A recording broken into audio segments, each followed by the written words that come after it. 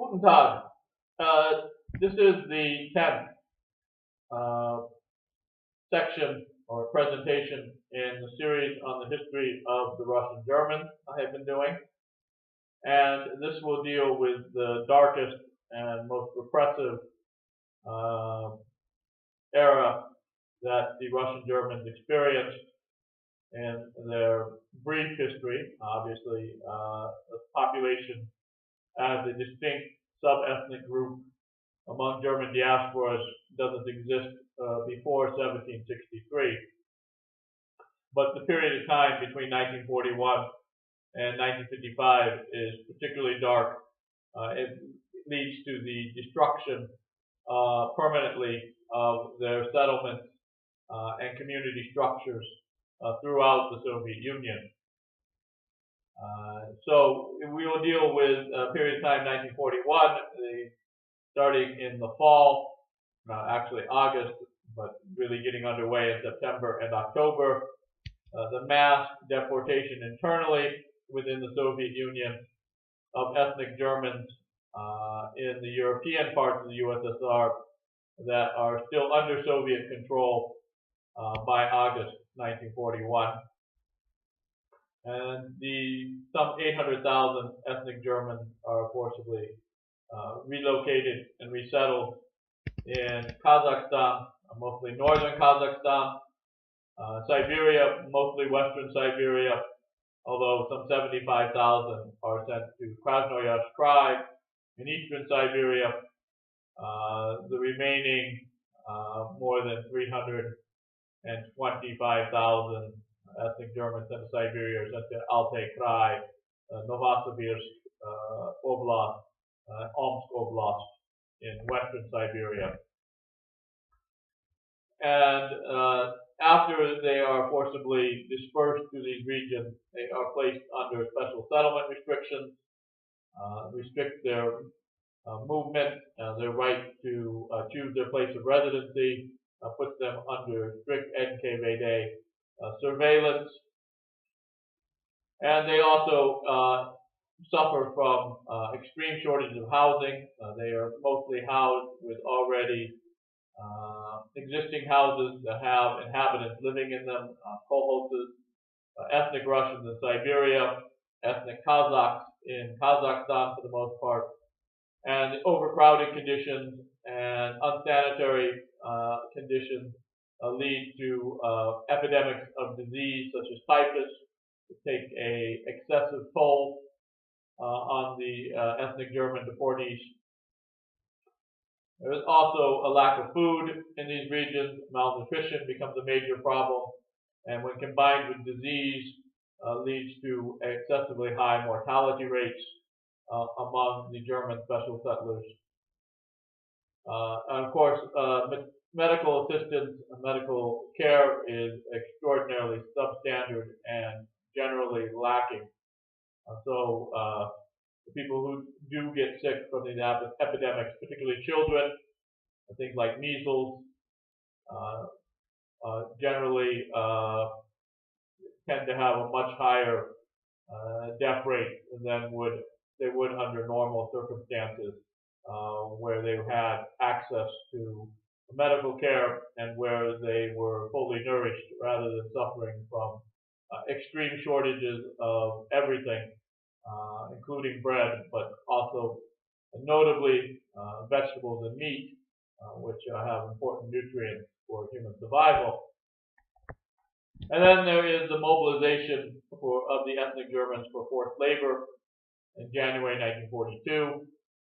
There are two basic types here. One, many of the Germans, some 60,000, they were deported into Siberia, deported into the southern regions of Siberia, are mobilized to be sent to the fishing industry in the rivers and even the Arctic Sea in the far north of Siberia, where it is freezing cold. So hypothermia becomes a major problem, both for deaths, but also maimings, people losing legs because hypothermia develops into frostbite Well, frostbite develops into gangrene. Gangrene leads to amputation. Hypothermia leads to death. This was undertaken to provide a source of protein for the Soviet Red Army that was fighting against the Nazis' military forces in the western part of the Soviet Union at this time. This supplement, along with shipments of spam, shoulder of pork and ham by the U.S. Lend-Lease through Iran, were to make up for the loss of livestock holdings in Ukraine and Belarus and Western Russia, but particularly Ukraine, which came under German occupation during this time.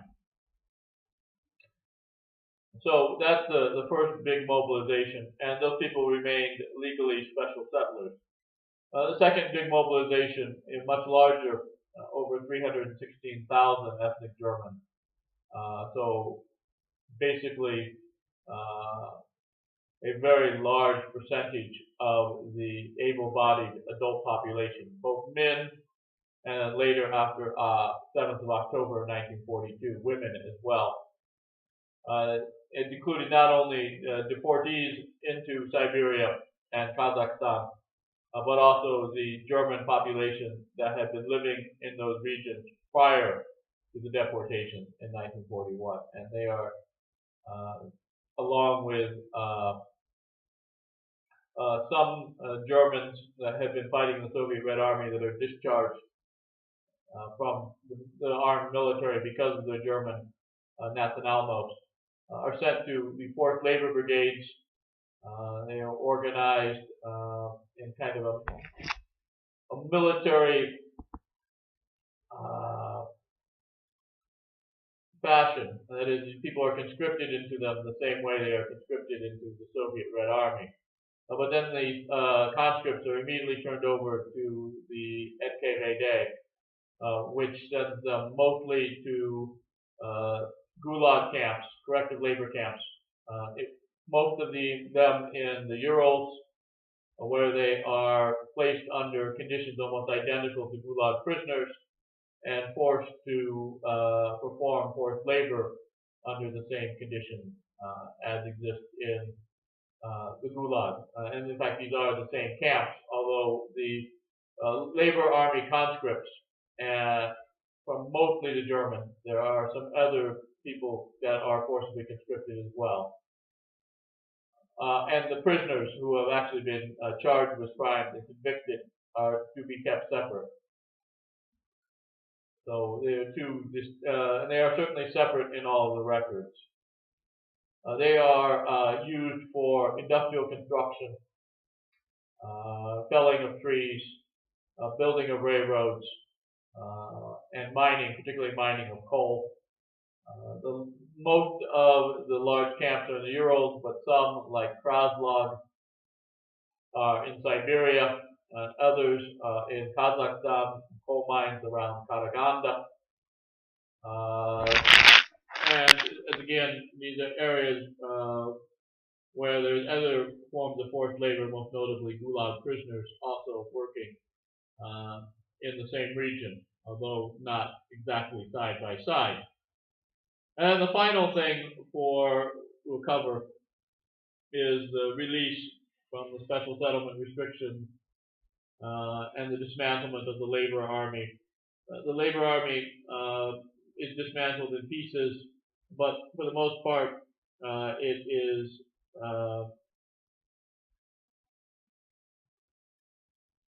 ended in 1948, which is 3 years after the war. And the special settlement regime, a large number of Germans, those who are under 16, are released in the summer of 1954. But the final releases are on 13th of December 1955, although the actual release as opposed to the decree means that many of them are not actually informed and allowed to exercise their freedom until February or so of 1956, which is the same month that Nikita Khrushchev denounces Stalin and he has a selective condemnation of deportation of whole ethnic groups. But the Germans, who were the largest national deportation, are not listed at all in Khrushchev's secret speech. So let's go back and start from the beginning here, and I kind of gave just a brief overview of what will be covered. But let's talk about this from a chronological point of view, and we'll go through starting in 1938, the end of the Great Terror, and for the Germans, at least some 70,000 people arrested and shot or sent to labor camps. And breakdown, almost 30,000 shot in the German operation, another 20,000 shot in the Kulak operation, and another 20,000 sent to labor camps. So this is a significant number of people. It is smaller in absolute number than the ethnic Poles, and it's smaller in percentage than some of the small diaspora groups, such as the Finns, Estonian, Latvian, and I believe as far as percentage-wise, the highest execution rate is the Iranian operation. But we're talking in absolute numbers of people, much smaller. And then there was kind of a lull. Right? So there was this repressive crackdown for 2 years, starting in July 1937. And then by the end of 1938, it's completely over. And so 1939, 1940, into 1941 is fairly peaceful, fairly years relative to the Great Terror, yet relative to the Holodomor, relative to collectivization, good for the ethnic Germans, particularly comparing it to those years in which Joseph Stalin was dictator of the Soviet Union, so 1928 to 1953. And one major reason is because on the 23rd of August 1939, the Soviet Union signed the non-aggression treaty with Nazi Germany.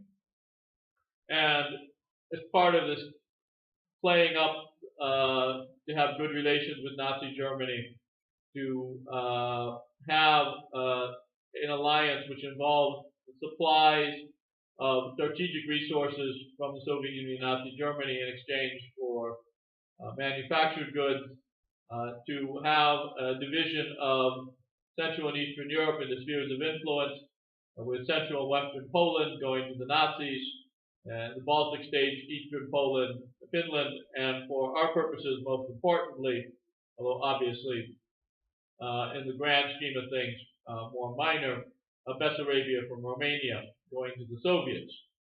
So this meant that during this period of time, Soviet citizens of German nationalnos were treated fairly well because the Soviet government wanted to maintain good relations with the government in Berlin. And the government of Berlin, of course, was well aware of the ethnic Germans in the Soviet Union.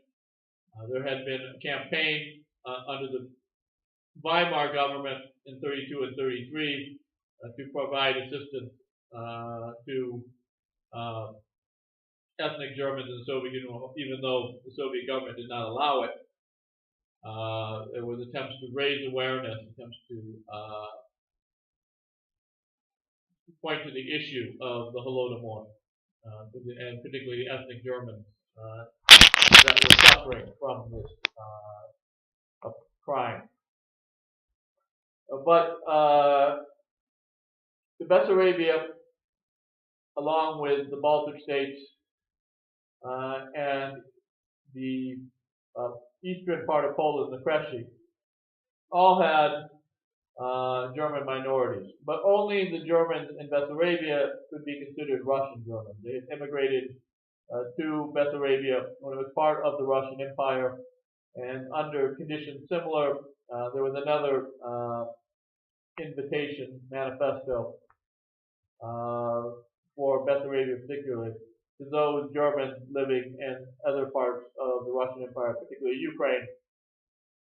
And they had come there uh, between the end of the Napoleonic Wars and so roughly 1812 to World War I, starting around 1914. So about 100 years, there was various migration in and out of Bessarabia. But there's still a large German population in Bessarabia, about 100,000. And these are people who are all evacuated along with other German groups in the territories taken by the Soviets during this period of time between 1939 and 1941. Well, the Baltic Germans had been in what is now Estonia and Latvia for a much longer period of time, and they had been established a very different social economic status than the Russian Germans, who were farmers. The Russian Germans farmed their own land. They were not serf holders. The Baltic Germans were serf holders. Serfs were Latvians and Estonians. They also dominated the commercial merchant class in cities like Riga and Tallinn, which at the time was Revel. And this had been true for the entire period of time.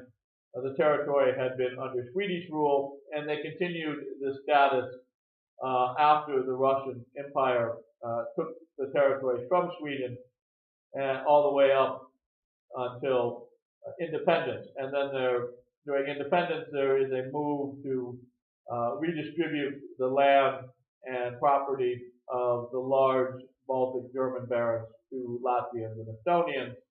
But most of the population is still there.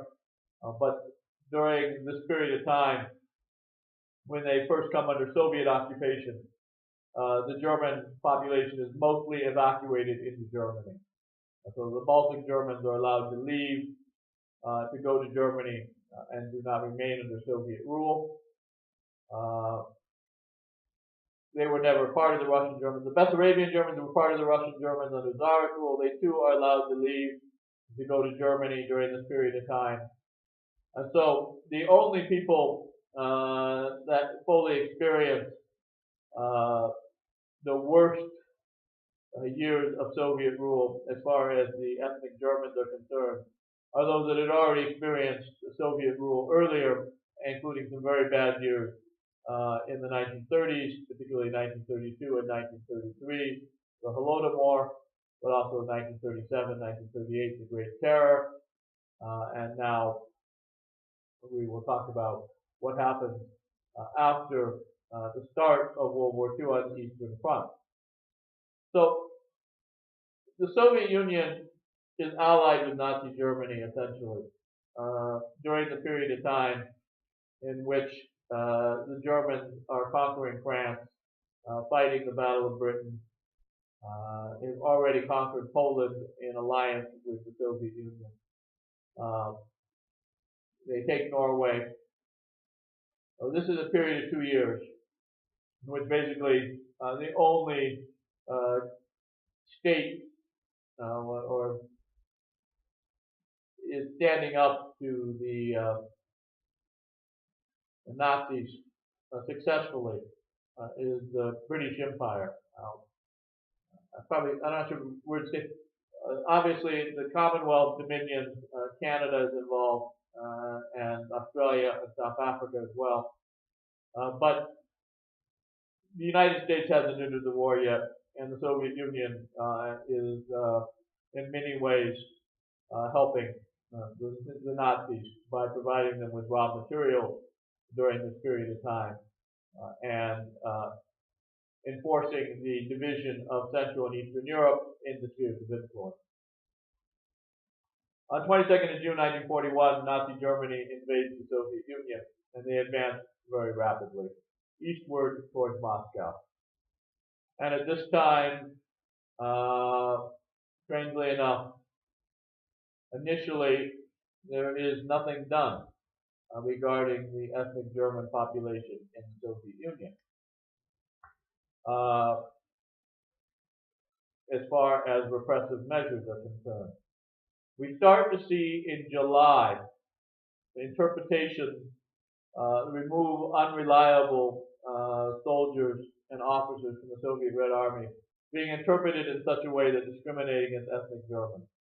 But the decree to remove all ethnic Germans from the Soviet military did not come about until 7th of September 1941, which is considerably later than the deportation orders from the Volga region and certainly the forced evacuation of Crimea.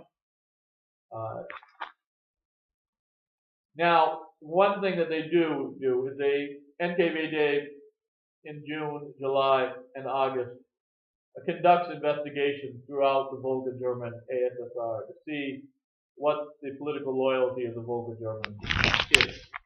And they find very few people who are politically unreliable. I think they arrest 145 people. But only 2 of those are considered to be spies for the Germans. And this is under the NKVD's definition. Basically, if we say you are a spy, you are a spy, and we will beat the evidence out of you. So they only find 2 out of 370,000 people. There really is no evidence that the loyalty of the ethnic Germans in the Soviet Union is suspect. There are at this time some 33,000 ethnic Germans, almost all from the Volga region, fighting in the Soviet Red Army. A number of them very much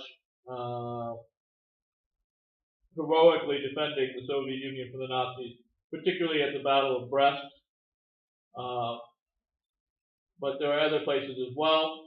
There are also ethnic Germans that become involved in the partisan underground who fight behind Nazi lines with the NKVD already at this time.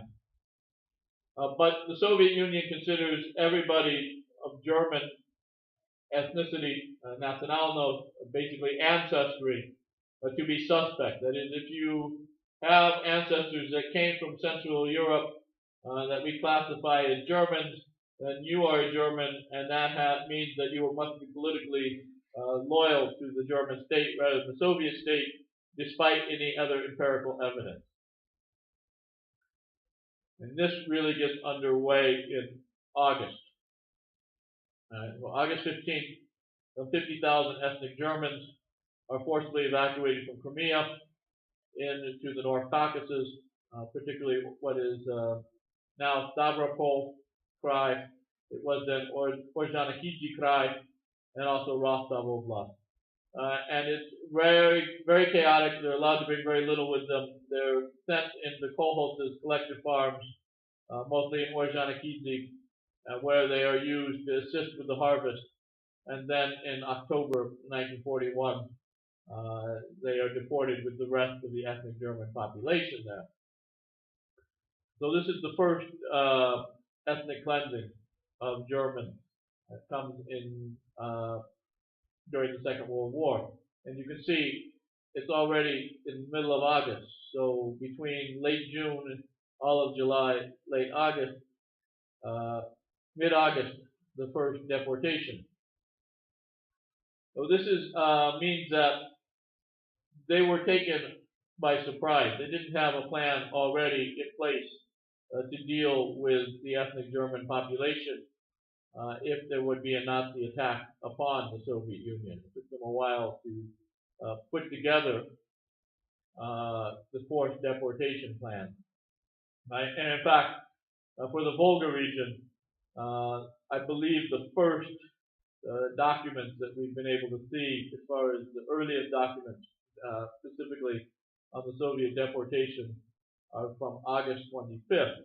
And then the deportation order is 26th of August, and then there's a public decree on 28th of August. So it happens very rapidly, but you can see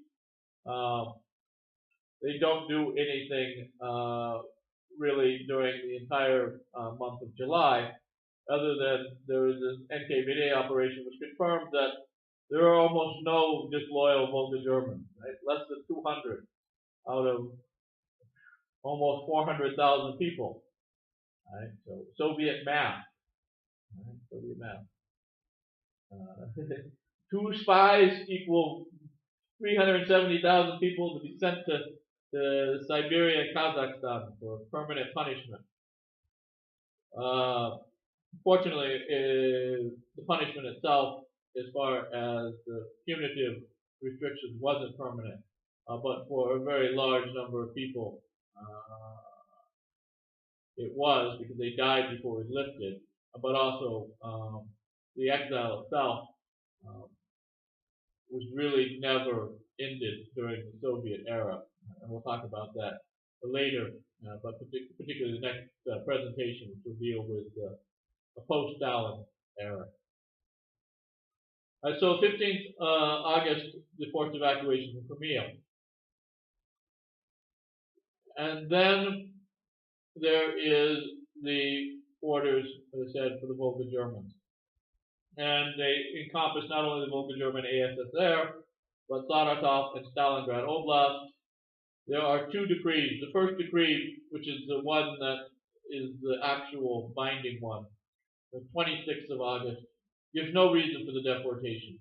It comes from the Central Committee of the Communist Party of the Soviet Union and the Council of People's Commissars. 2 days later, the Presidium of the Supreme Soviet issued a public decree, which is published in both Russian and German, the Volga German ASSR, in Russian in Bolshevik paper, and in the German in Nachrichten, which is the German language paper.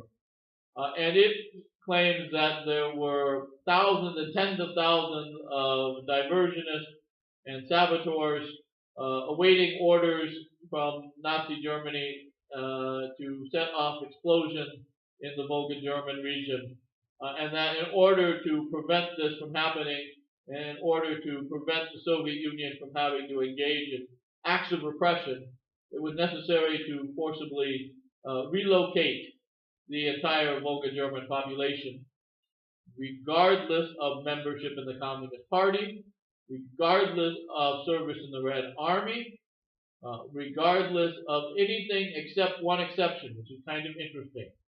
And one exception were German women married to Russian men or other non-German men, and their children were exempt from deportation. So there were about 1,000 Volga German women with Russian husbands that were not subject to deportation at this time. All right? But it's not based upon political loyalty. You see here, it's based upon the fact that they have husbands that are of the dominant or ethnic, ethno-national group. So, and this will apply to other deportations of Germans in the Soviet Union as well as to other people. But they're small in number because these groups are predominantly endogenous. There are not a lot of mixed marriages at this time. There are many more later after the deportations. One of the reasons why there is a great loss of German culture, particularly ability to speak and use the German language among the Russian Germans in the post-Stalin period of time. So almost 450,000 Volga Germans deported, most of them to Siberia, over 300,000, and the remainder, over 100,000, sent to northern Kazakhstan. And this was followed up by deportation of German populations from other areas of the Soviet Union. Eastern Ukraine, over 75,000 Germans. Now, there had been 400,000 Germans in Ukraine. Remember, the 1926 census. Most of the ethnic Germans in the west and the center are saved from immediate deportation by the advancing German Wehrmacht. The 50,000 Germans from Crimea forcibly evacuated to Orzanikidze, deported with some 50,000 Germans already living there. In total, from the North Caucasus, almost 200,000 ethnic Germans, mostly deported into Kazakhstan, some into Siberia. The majority of Germans from the Volga, some 300,000 plus, sent to Siberia. The majority of Germans from other regions of the Soviet Union, some 300,000 plus, sent to Kazakhstan, so about 400,000 each, but only 100,000 Volga Germans to Kazakhstan and 100,000 non-Volga Germans to Siberia. Almost 50,000 Germans from the Transcaucasus, most notably Azerbaijan and Georgia. Armenia, just a couple hundred ethnic Germans, but large numbers from the colonies that had been established in Georgia and Azerbaijan in the 19th century. From the area of Moscow, and some of these are sent to Uzbekistan as well as to Kazakhstan. From other regions of Russia proper, deported eastward, mostly into northern Kazakhstan again. So, by the time we have between the first deportation order of Volga Germans, 26th of August, and the Soviet operation takes place between 3rd and 20th of September 1941 to deport all of the Volga Germans, both Volga German ASSR as well as the surrounding oblasts of Saratov and Stalingrad.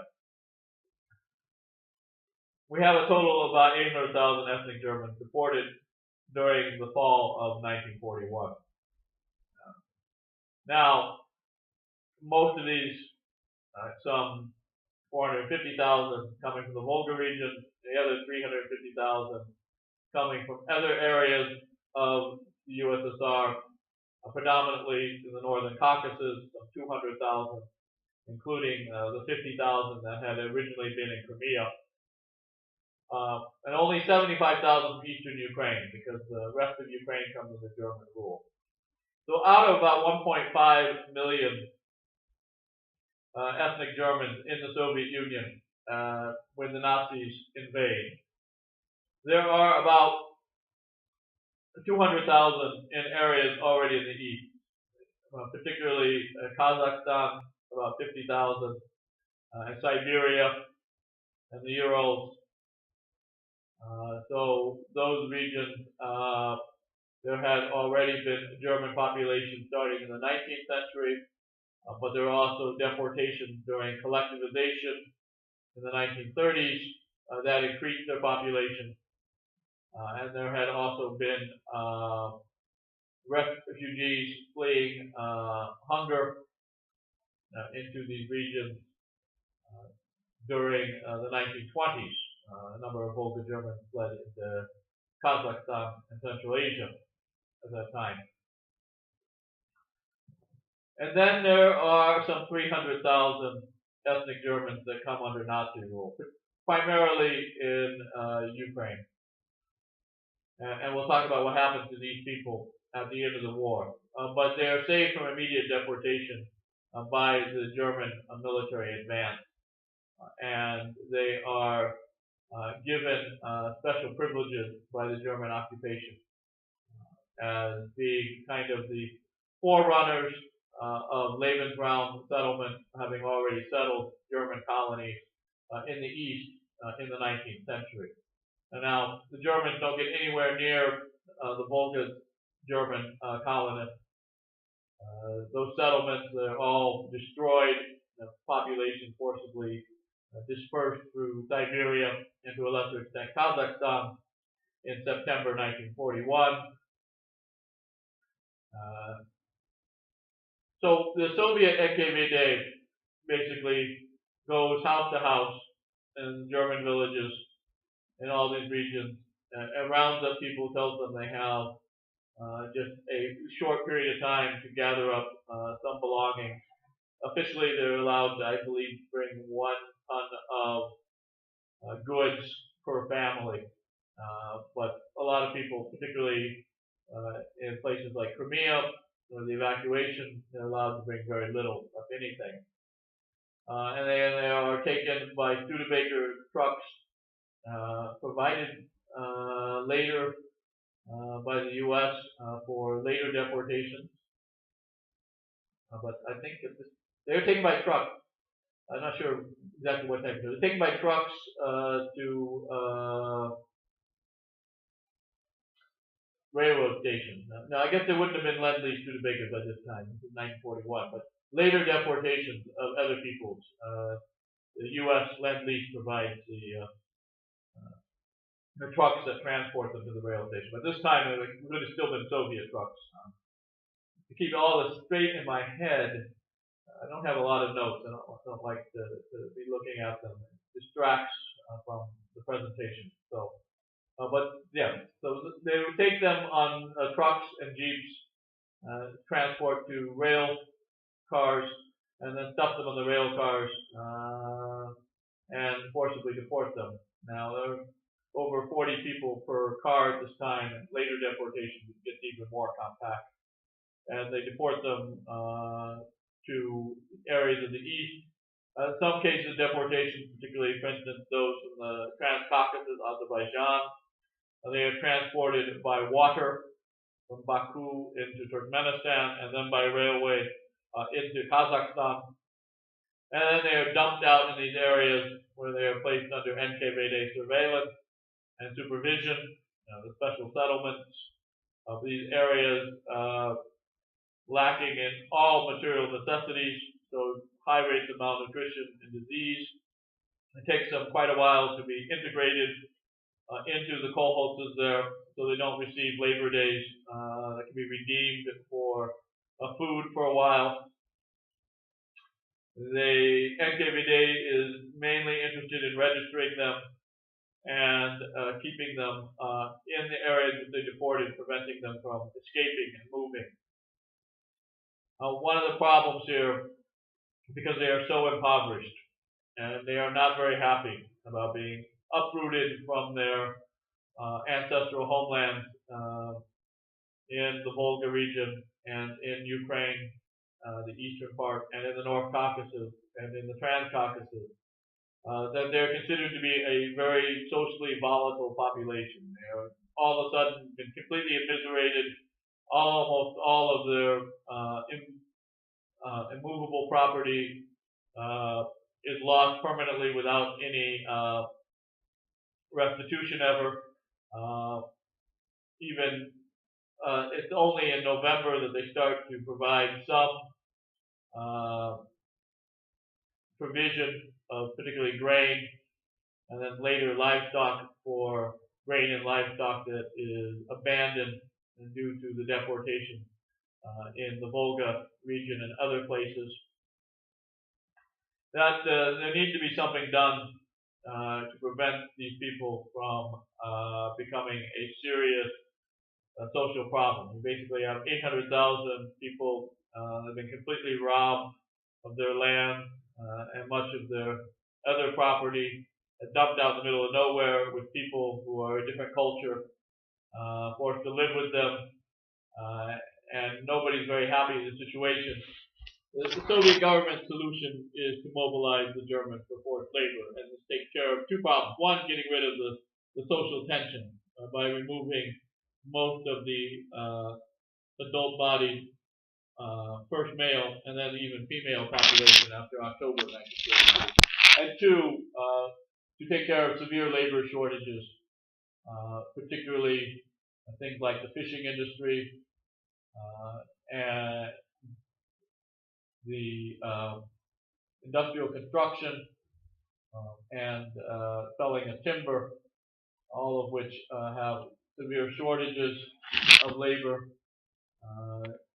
One of the things that happens at this time is that a lot of the common criminals, the non-political, in the Soviet Gulag are released to fight in punishment battalions against the Nazis, clearing minefields and such. And so even in the Gulag, there's a shortage of labor because they released a lot of the criminal convicts, and the percentage of politicals goes way up. The other thing is because of the lack of food and medical care, death rates go way up in the Gulag. So it's even shorter, greater shortage of labor for these types of industries such as mining and felling of timber and industrial construction. So forced labor of the ethnic Germans mobilized into the labor army is viewed as a way to kind of replenish this forced labor, right? They don't have time to charge them with any crime. The crime is that they are German by blood. That is considered now sufficient. There doesn't need to be any specific charge of any actual action, any deed.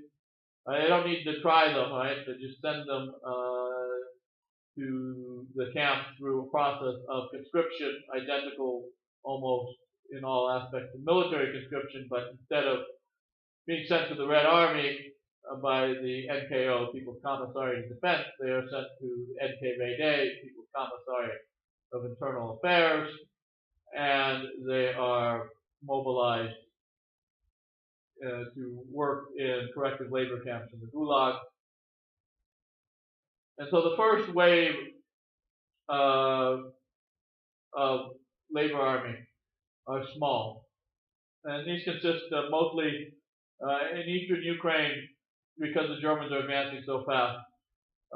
There's a rapid movement to try and get, we can't get all of the population of Ukraine deported. They only end up deporting from the three easternmost oblasts. To at least get all of the young men who could be armed by the Germans and organized into military units fighting against the Soviet Union, get all of them out. So about 18,600 young men are forcibly mobilized into forced labor battalions, and this becomes the core of the labor army. And in addition to this, we start to see the discharge to forced labor battalions that are also joined with it of ethnic Germans, again, mostly Volga Germans, from the Soviet Red Army. Now, this doesn't get completely underway till 7th of September, but already we see moves to remove Germans from the Red Army starting in July of 1941. All right, but throughout the fall then, by the time we get to January, there's about 20,000 ethnic Germans organized into forced labor battalions, and this is the core of the labor army. And then the Soviet government, under the signature of Stalin, issues Defense Committee Order 1123 SS, which calls for the forced mobilization into forced labor detachments to work in industrial construction and felling of timber and building of railroads. 120,000 deported Russian German men. Now, the two industrial complexes are in the Urals, as are most of the camps for felling timber.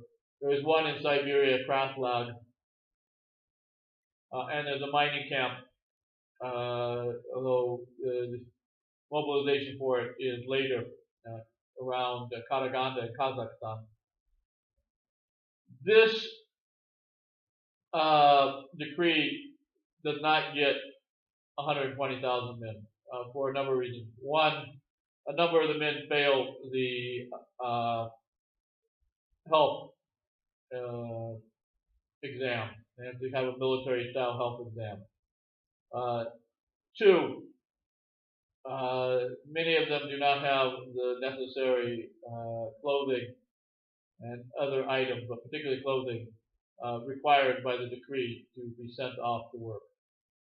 And three, probably most important, the government in Kazakhstan, the Kazakh Soviet Social Republic, but also some of the Siberian oblasts, want to keep a number of skilled German deportees in their regions because they need them for work. In particular, skilled agricultural workers, people who are capable of operating agricultural machines, drivers of threshing machines, combines, tractors, these types of things. And so they argue that it is necessary for the local economy to keep these deportees in place and that they not be mobilized into the labor army and sent to the Urals for the most part. And so only about 90,000 ethnic Germans are at first mobilized into the labor army, and they're all men. They're all 17 through 50, but this is not enough. And so in 14th of February, there is another decree issued by the GKO, and this applies to ethnic Germans in Kazakhstan and Siberia who are men between the ages of 70 and 50, but who had lived there prior to the deportation in 1941. So these are part of the almost 200,000 ethnic Germans who have been living in eastern regions of the Soviet Union before World War II. And these people, because they had not been deported, were in considerable better physical shape. And also the Soviet government, unlike the first time, they were now aware in Moscow of what was happening in places like Almaty, made it much more difficult for the local government apparatus to claim exemption from mobilization for these deportees, right? They fought them much more successfully. So there were far fewer people granted exemption from mobilization because the government of the Kazakh Soviet Socialist Republic or the Oblast government in Altai said that they needed these people for working in the local economy, particularly agricultural economy. So some 40,000 people are mobilized in the second wave, and that brings it up to 130,000 people. But the death rates are very high. Throughout the summer, large numbers of people dying of dysentery, various forms of dystrophy related to malnutrition, typhus, other diseases resulting from the overcrowded and unhygienic conditions. So large numbers of dying, and they need to replace them. But they have basically now sucked out most of the top recruits. So they have to expand the pool. And they expanded both by age. So now men as young as 15 and as old as 55 are subject to induction in the labor army, as well as women between ages of 16 and 45 who are not pregnant and do not have children younger than 3. So basically now the entire German population, adults, including adolescents, including people up into what we consider now late middle age, but it was probably considered getting into your senior years during that time in the USSR, are subject to forced conscription into the labor army. And this leads to one more massive conscription of about 75,000 men and over 50,000 women. And there'll be another 34,000 or so women forcibly conscripted among the German population of the USSR into the labor army during the Second World War, most notably the years 42 and 43. Even though women with children, 1 to 2 years old, are not subject to conscription, those with children older are, and almost 9,000 of the women initially conscripted have children under the age of 12, and these children basically become de facto orphans and are sent to be raised either by other families on kolkhozes, if they're or sent to state orphanages. But some state orphanages would not take Germans, and so in some cases women would have to take their children with them to the labor army work sites. And in this third conscription, not all of the conscription, in fact most of it, was not to the NKVD camps.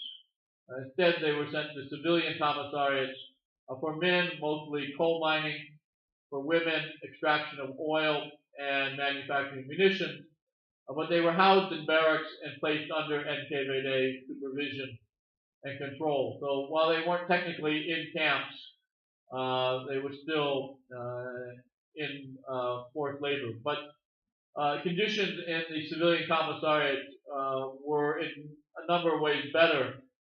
We can know this mainly by the fact that they had lower mortality rates than the camps themselves. I'll link to a bunch of papers by me, mostly peer-reviewed journal articles. I think they all peer-reviewed journal articles that go over the numbers and the comparisons of various types of forced labor. But most of the recorded deaths we have from within the camps, which were most of the people sent because of the first two waves of conscription by men. So of the 316,000, over 180,000 of the labor army conscripts end up working in corrective labor camps, but only some 20,000 of those are women. So the vast majority of those sent to the Gulag camps themselves are men. But in the labor army work sites, a lot of women bought their children, and they suffered horribly in these barracks from the fact that contagious diseases like measles and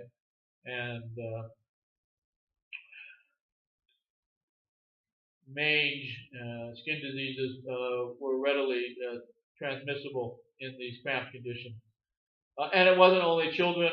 I interviewed one woman in Kyrgyzstan who was bought by her older sister into a labor army work site.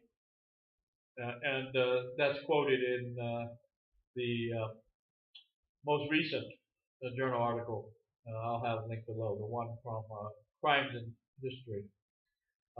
But their parents had died in the 1937 Great Terror. So there was no place for her to go. As I said, and this is one of the cases where a state orphanage refused to take in a German child. And so she ended up accompanying her older sister into the labor army work site. But usually it was the sons and daughters, the children of women conscripted, and particularly a number who worked in the labor army and munitions factories had children with them living in the barracks under extremely horrible conditions. So it is very, very bad for the structure of the family here. The breakup of the either sending away the parents and leaving the children to be raised at orphanages or kolhozes. And later in the war, some 2,900 children they're German, they're sent to orphanages. But again, that's not all of them. And the state orphanages were horrible places as well. They were just basically holding pens with inadequate food, inadequate other resources to look after these children. So these forced labor in the labor army, and this continues throughout the war. There are a couple of smaller mobilizations in 1943, but the big three mobilizations are in January 1942, February 1942, and October 1942. And it's not really until considerably after the war that we start to see demobilization of people in the labor army, people being reclassified as special settlers and sent back to Kazakhstan, Siberia, join their families, or remaining as special settlers where they had been mobilized for the labor army in the Urals and other places, and sometimes allowed to bring their family from Kazakhstan and Siberia to join them in the Urals. But we don't start to see a breakdown of the labor army itself till many months after the surrender of Nazi Germany in 9th of May 1945. But it's a piecemeal process, and most of the forced laborers who are ethnic Germans in the labor army are released in 1948. So that is 3 years after the war has ended, when the idea that they needed to be mobilized for the duration of the war is over. Now you're just punishing people and using them as forced labor to reconstruct the Soviet Union, but the initial justification is no longer there. And some people remaining in the camps in the same kind of status legally all the way up until 1957, and they're finally released. And for those who are convicted of crimes and sentenced to actual gulag sentences while they are in the labor army, in some cases that's later than 1957, but those people then are serving actual sentences. They've received a conviction in court of law, although court of law in this case basically meaning NKVD Troika. So they're legally separate, but more importantly for archival work, the numbers are separate. All right, so then two major other groups. We're coming up on an hour here. I want to try and finish this up. Those that remained in the special settlements, mainly invalids, old men, old women, or women who had children that were younger than 3 years old. These were the majority of the people left in the special settlement regions of Kazakhstan and Siberia after the mobilization of the labor army. They also had high death rates, many of them quite old, many of them quite sick. Obviously, their death rates would be higher. So ironically, while the conditions might have been somewhat better because the inhumane labor is certainly less than in the labor camps in the Urals, the death rate in total probably about the same. You probably have the absolute numbers, the same number of dying in both places. But the numbers, because the children are so much greater, of special settlers is considerably greater than the labor army, from 300,000 to ultimately, 900,000, so 3 times as many. So percentage-wise, the labor army deaths probably much, much higher. Again, I don't want to belabor the numbers in this presentation because it would just get bogged down into complete statistical attempts to quantify this horrible human tragedy. And all of that quantification, and so far much as it can be done, is done in the written documentation that I will attach to the bottom here. There's quite a bit of it. Go through it at your leisure if you want. But if that's what you're interested in, I have that in written form, where it's much better, I think, medium than an oral presentation here. So here I'm trying to get basically the basic narrative of what happened to the ethnic Germans as a collective during the Second World War and the immediate years afterwards. All right, so the two groups, other than those deported to special settlements and those mobilized into the labor army, are those that were already in the Soviet East, particularly in Kazakhstan and Central Asia, that had not been branded as special settlers. All right, and so after the Second World War is over, between September 1945 and into 1946, the local security organs argue that the local Germans, some of them have been there, such as the Germans in Kyrgyzstan, since 1882, were a security threat. This is after the war is over. This is after Germany is defeated. This is after the German and he is divided into two, and the eastern part is officially the SBZ, the Soviet occupation zone, right? Berlin is a pile of rubble. But supposedly, people who speak German, whose ancestors arrived in Kyrgyzstan in 1882, are now a threat after the defeat of the Nazis. Right? So this is more Soviet logic.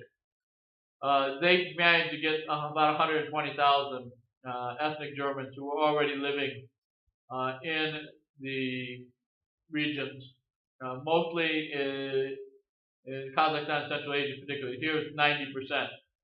The percentages in Siberia are lower, placed under special settlement restrictions.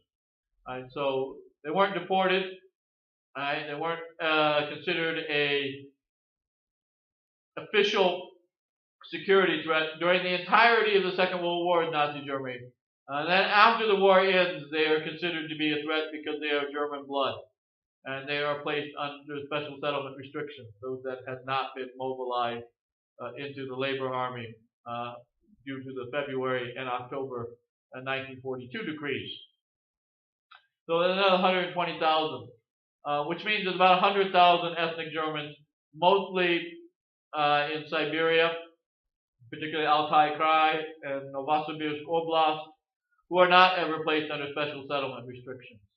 But in Kyrgyzstan and Kazakhstan, the vast majority, it's less than 1,000 local Germans avoid being placed under special settlement restrictions in Kazakhstan out of a population of over 40,000. All right. And there is some resistance to this by elements of the Soviet government, but they do not prevail over the NKVD, particularly the Procurator's office. There is one complaint about placing local Germans in Kazakhstan under special settlement restrictions after the Second World War. The other group of people, those that came under German rule, most of these people, we have about 300,000, are evacuated westward with the German Wehrmacht as the Soviet military comes eastward, because they know what's going to happen. They're going to be deported eastward as special settlers to very unpleasant places and forced to engage in very unpleasant labor under very minimal living standards. And large numbers of them will die from malnutrition and disease and exposure and other horrible things. And so they do not want to come under Soviet rule.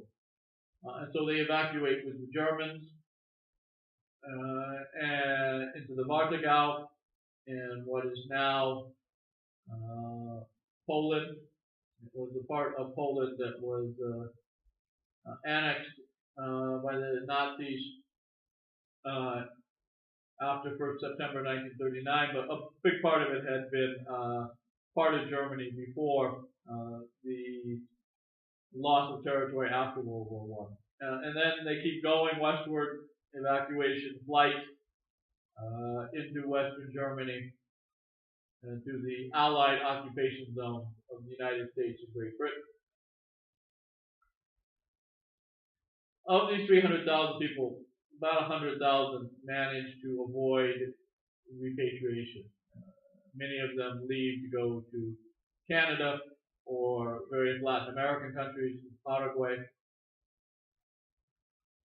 But the Soviet government insists that these people, as Soviet citizens, be forcibly turned over to the USSR, regardless of their individual decisions. Obviously, none of the ethnic Germans want to go individually, return to the Soviet Union. And that if necessary, the British and American forces are to force them back to the Soviet Union, hand them over to Soviet officials forcibly, and they are deported. So 200,000 ethnic Germans who were Soviet citizens that had managed to make it to what is now Germany, was West Germany during the Cold War, are forcibly repatriated, and they are sent to various places in the Soviet Union. Those that are individual or parts of small families and capable of physically hard labor are sent mainly to the Soviet far north, although a significant number, about 50,000, are sent into Kazakhstan. A fair number who are not capable of physical work and who have large families, some 20,000 or so are sent to Tajikistan to work on cotton colhoses, which are also horrible places to work, particularly eye, lung, and skin infections with the dust and the cotton pollen. And so these people are placed under special settlement restrictions, but generally their treatment is worse than those initially deported because they had accepted German citizenship and retreated with the Germans. And this has evidently proved beyond all doubt the fact that German blood meant that they were politically hostile to the Soviet Union and needed to be punished, even, of course, children. So we now have basically all of the groups in the Soviet Union of ethnic Germans accounted for. Some 1.3 million people, of which 1.2 million are special settlers. So about 100,000, mostly in Siberia, but also some in the Urals who were there earlier before mobilization into the labor army, were still pre-Soviet citizens, as it were. The other 1.2 million special settlers, the largest number, with close to a million people, 800,000 of them from the initial deportation eastward in the fall of 1941, are deportees, and the other 200,000 or so coming in a little bit later, and then some 200,000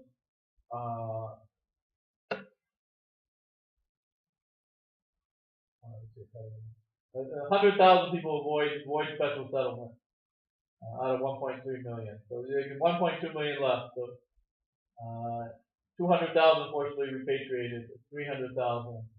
So a million, other million, 800,000 forcibly deported eastward, and then 200,000 had been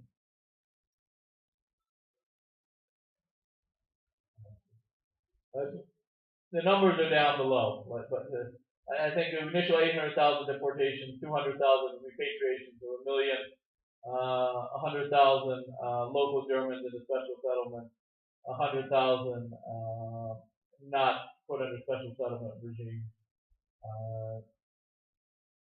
So I think I have them added up there correct. It's hard to do math in these types of presentations, so I'm going to stop doing it so it becomes coherent here.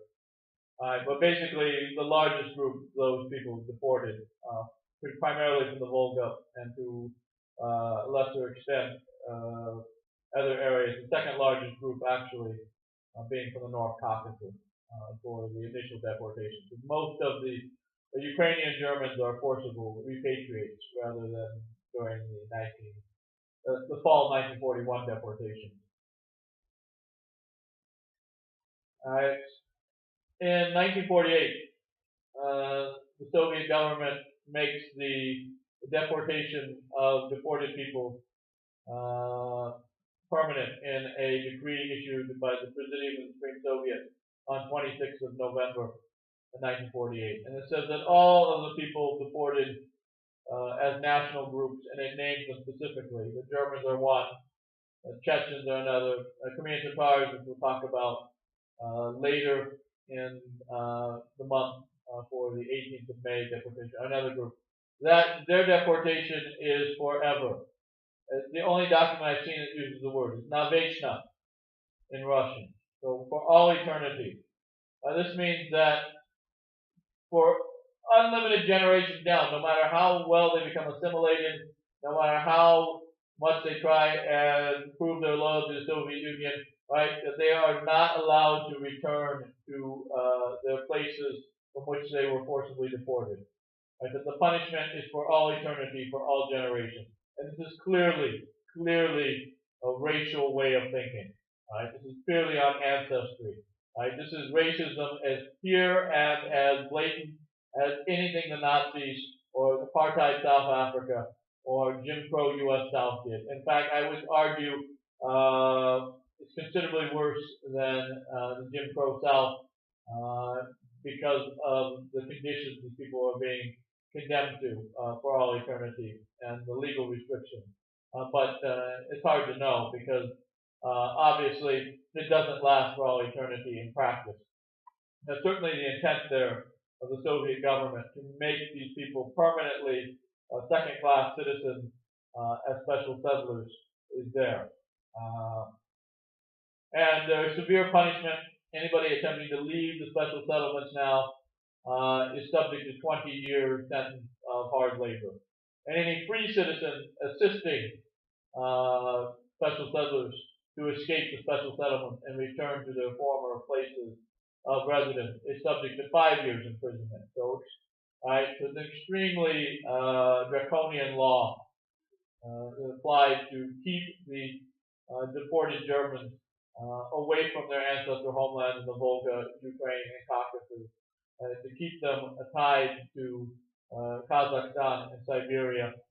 And again, I think that we can make a good argument, and one of the papers down below, that this has a lot of similarities with apartheid in South Africa, but I would also argue that in many ways it was much, much worse than apartheid in South Africa because of the horrible material conditions led to such high deaths of rape among the population. For the ethnic Germans, we're talking during the period of time 1941 to 1948, with probably at least 20% of the population, maybe 25%, perishing as a result of the actions of the Soviet government in deporting them, forcibly subjecting them to special settlement restrictions, poor material conditions, and mobilizing them into a labor army. So we're talking around 200,000 to 300,000 people out of a population of 1.2 to 1.3 million people, quite high. So 300,000 out of 1.2 million people is 25%. Right? So this is a quarter of the population being wiped out in 7 years due to the actions of the Soviet government. But even more importantly, the communities are completely destroyed. They completely and totally and permanently lose access to their ancestral land in the Volga, in Ukraine, Caucasus. Their churches, their graveyards, libraries, other buildings, farmland, all of this is completely and totally lost during the Second World War. And they will remain under the special settlement conditions.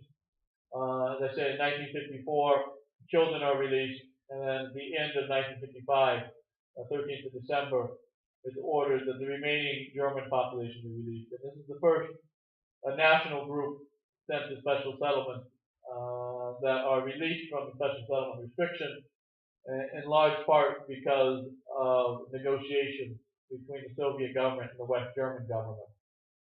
But the decree that of 13th December 1955, which removed the special settlement restrictions from these people, does not allow them to return to their homeland or to seek any type of compensation for property lost as a result of the deportation. And so they remain confined to Siberia and Kazakhstan and Central Asia, and there is a blanket ban, a blanket prohibition on them from returning to their homeland all the way up until 1972. And we'll talk about that next time when we deal with the post-Stalin era. All right? But basically, they are merely just released from legal restrictions as far as having to report to the NKVD every month, being under direct surveillance of the NKVD, and later the NVD. So by this time, it's the NVD. So in 1955, they were released from the NVD, Ministry of Internal Affairs, surveillance and restrictions. Most notably, restrictions that they cannot leave the immediate area of which they were deported to and assigned residence. And in order to leave, they had to have a special permission from the NKVD and then the NVD, kind of an internal visa. They're only good for 3 days, even if they just wanted to go to the market. And if they didn't have this, they were subject to arrest and punishment. The NKVD and later NVD agents could subject them to either 5 days in jail or 100 ruble fine without any legal process. So these legal restrictions, which are extremely harsh and tying them basically to a single village and not allowing them movement, very restricted movement, having to get the special permission, being limited to only 3 days, needing to check in at both ends with the NKVD or NVD, depending on which year, having to report to the NKVD or NVD on a monthly basis, make a full report on themselves and their family members and what they have been doing. Anybody suspicious political statements, anybody attempting to plan escapes or other quote-unquote counter-revolutionary acts had to be reported. This goes all the way up until into 1955, which is after Stalin dies. He dies in 1953. And again, even though they're released, they're not allowed to return, and they are not allowed to seek any type of redress in the Soviet system. This is explicitly banned in the document, the decree that releases them from the special settlement restrictions. All right, so we've now gone to about an hour and 15 minutes. So a little bit longer than I wanted, but not too much longer. I know it's very long. And from 1955 to 1955 to present day will be the next presentation. It won't be nearly as long, right? But I will link a bunch of journal articles below on the deportation, on the special settlement restriction, on the labor army, and the release from these institutions. They talk about material conditions, they talk about legal conditions, they talk about what has happened. There's also some discussion of the source base that's available for the study of this particular very dark and very grim chapter of history of the Russian Germans. And with that, I'll let it go. Don't be too depressed, but again, I think it's information that needs to be out there.